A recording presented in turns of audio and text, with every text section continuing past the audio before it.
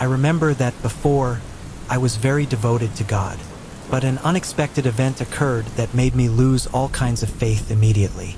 I lost something that cannot be recovered, and I will always scream to the heavens, why did it happen that way and not any other? My name is Marcus Castaneda. I was a police officer at that time. I was at the station with my colleague. We were talking about the party that some friends from another country had invited us to. We considered it, and then we decided to ask permission to have the day off. My wife and daughter were waiting for me at home every night, but I wanted to have a little fun, and that was what made me accept. I had to hide the clothes I was going to wear so my wife wouldn't see them and start asking questions. My excuse was that I told her we had a routine operation and that it would probably take me a long time. I might be able to return the next day around noon. I was counting on her to believe me, but in the end, it worked, and I went to the party with my friend. The host was also a police officer, a very respected one with more years of experience than us. We had a better time than I could have imagined. The women were the best, especially the cousins of the owner of the house.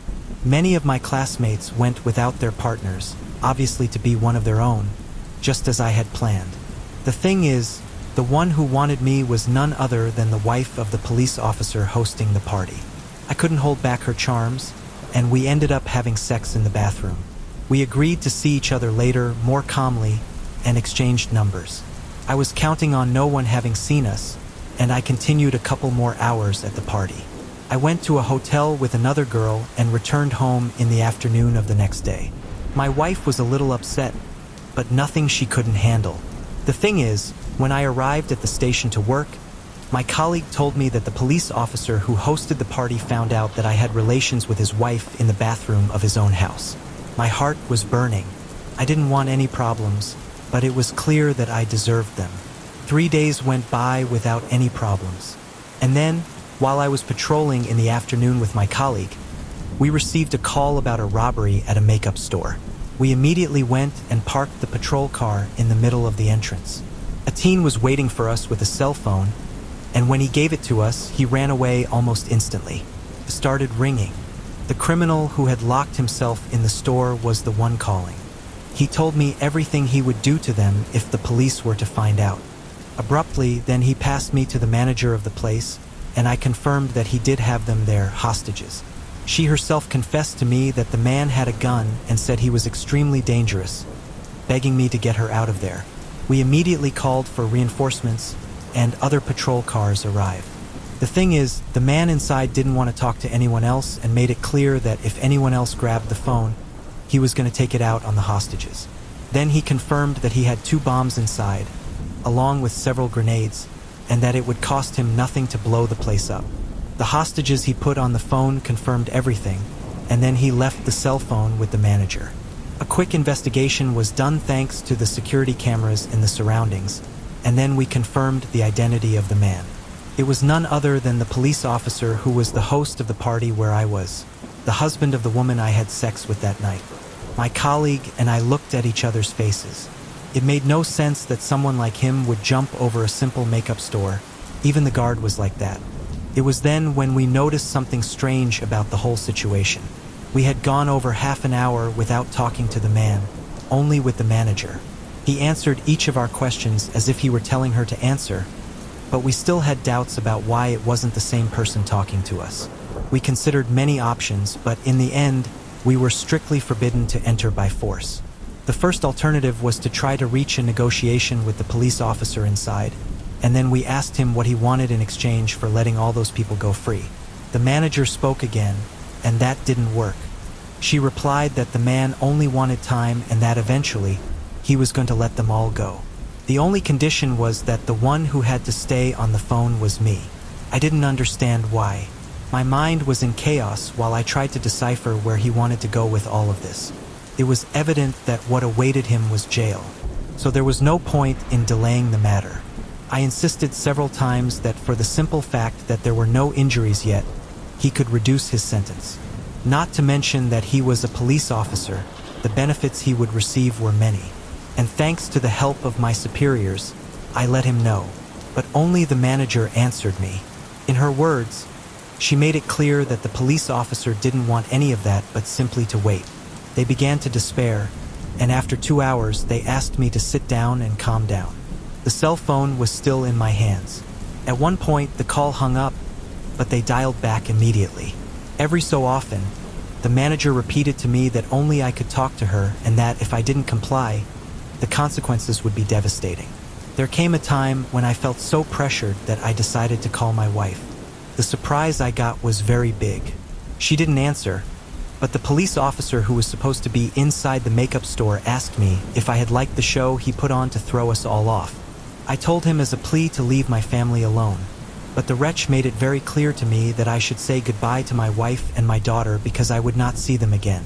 I quickly made the situation known to my superior, and several patrol cars left there.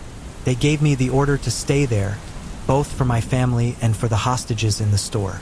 The police officer at the party passed the phone to my wife, and it was she who said goodbye to me. I kept telling him that everything was going to be okay, but he yelled at me and told me to tell him the truth. I wasn't capable. Then he passed me to my little girl, who, like her mother, was crying desperately. With her, I didn't have the courage to tell her that everything was going to be okay. That's when the patrols arrived, and the wretch who had my family told me he wanted to see my face. After all that, I heard gunshots and then the call hung up. My superior was listening with me. He stayed looking at me while I fell to my knees on the floor, sobbing and begging for my family to be okay. I kept hoping that those shots hadn't been for them, but something inside told me they were. Shortly after, my superior gave the order to enter the store, and the teens were surrounded by grenades and 2 bombs. But to my surprise, they were all fake. The manager was the only one who was untied, with several sheets of paper prepared for everything we asked her. Then the terrible news came that that wretch kept his word and took the life of my wife and my child. A proper investigation was done about what he did, and it turned out he escaped from the store through the back after he talked to me. While he left everything with the manager, he headed toward my house. He insisted that I always have my cell phone with me to make sure I was there and not at home. They sentenced him to many years in prison, but that didn't give me satisfaction. I never tried to take that bastard's life or pay for it to be done. That wouldn't bring me back to my family. But from that day on, I was never the same. If you're enjoying the video, please subscribe the channel for future videos, and like and share with your friends.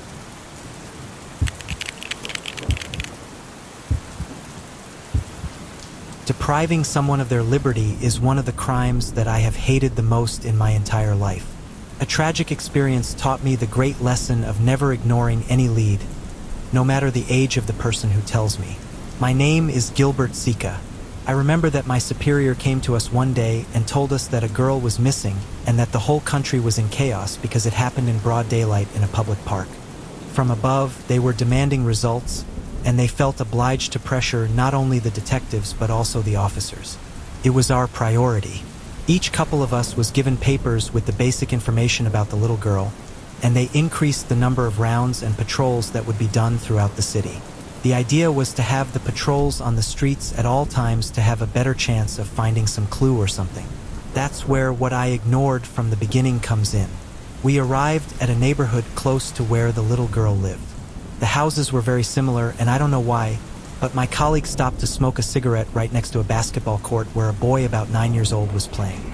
It was no surprise when he approached us and told us that the missing girl that everyone was looking for was in the house across the street, where he was pointing. We looked over, and it wasn't a house but a church. He said that the priest was bad and a lot of other things, but we didn't believe him at all. Then the mother arrived and took him away. She apologized to us for anything that the little one had told us. And then something went inside me, telling me that I had to take a look at that church. But I didn't, and we left from there. My colleague told me the same thing a while later. He said that maybe that boy said that just because it was nonsense. Then, when we got the news of another missing girl, and the pressure on us doubled since it also happened in broad daylight, out of range of any security cameras, at the station, we saw the little girl's relatives arrive, screaming and crying, very devastated by what had happened. I really wanted to get out of there so I wouldn't see so much pain and suffering. We did our best, but there weren't even any witnesses.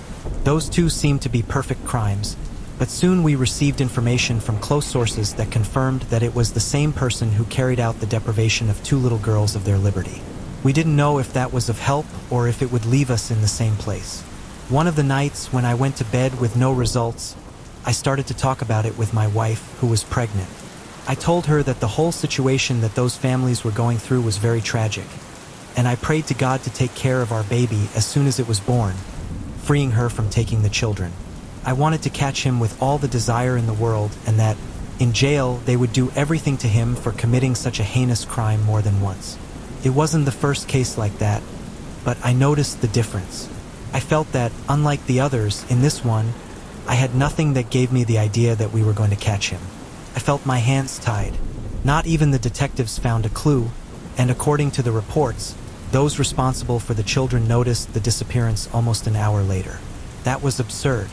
I thought that a case should be opened against the parents. They should have been more vigilant, or at least always be sure that their children were well within reach of their trail, always.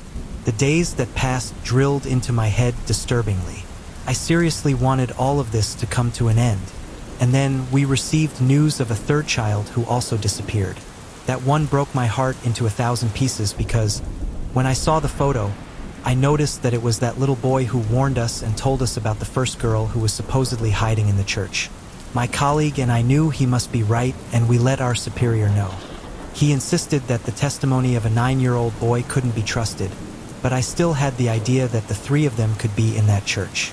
In the end, I convinced him, and he sent 3 patrol cars, telling us that there were many officers and that nothing was going to escape us. We entered the church without asking anything or for anyone and grabbed the priest, putting him against the floor without giving him a chance to say anything.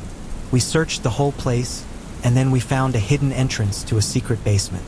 There were the 3 little ones, but already dead. The wretch managed to do his thing before we arrived. Since then, I feel guilty for not having paid attention from the beginning, and it tortures me more knowing that I could not do anything to save the hero who allowed us to catch him.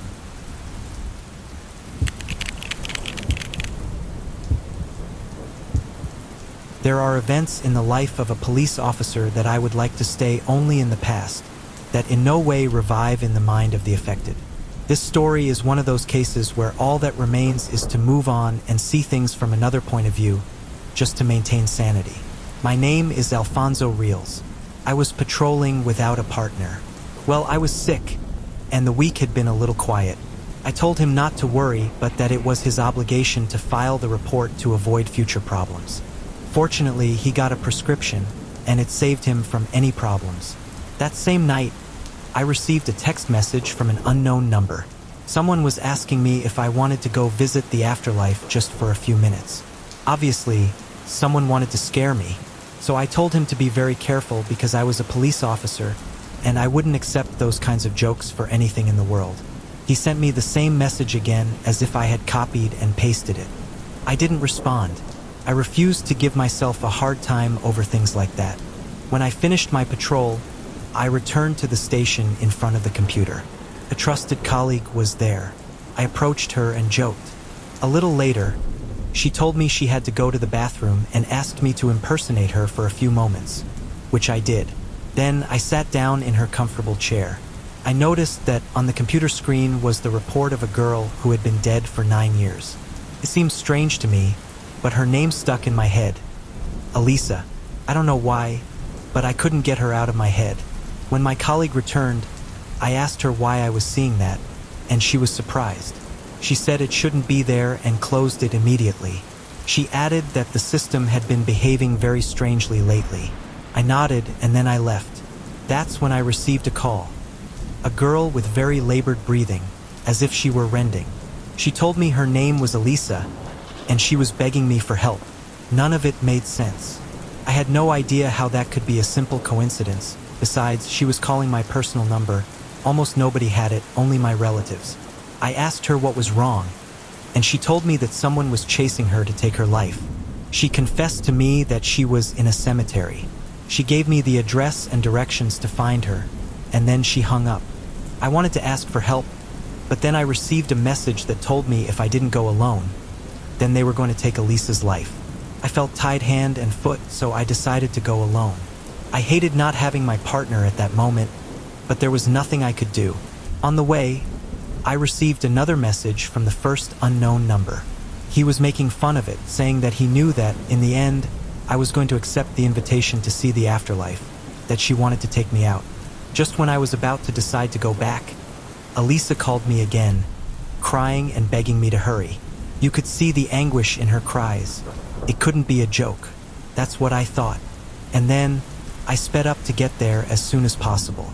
I arrived at the cemetery, and as soon as I set foot, she called me. Elisa told me that she was hiding and that she was going to tell me how to find her before the others. I took out my gun and got ready for anything, but the reality was that there was no one else there. I couldn't hear anything except her voice through my cell phone. I kept going, and then I came face to face with a grave that said Elisa. They had the same last name, but the one calling me kept talking. She said that I was on top of her and that I would only find her if I grabbed the shovel next to me and dug into that grave. I don't know how I could have been so stupid to obey, but I did. I was in for a surprise when the shovel touched the coffin, and digging, I found a cell phone. It was the same one that was calling me. On the other side of the phone, he was saying things that I no longer understood, and you could hear quite afraid. That made me wonder who was calling me. I refused to open that coffin. It was impossible for her to be there alive. I yelled her name several times, but no one answered. I broke my cell phone and left there. I put the earth back in and ran away. When I got home, I got a message from an unknown number asking me if I enjoyed my journey. I decided to forget everything and never tell anyone. Until now.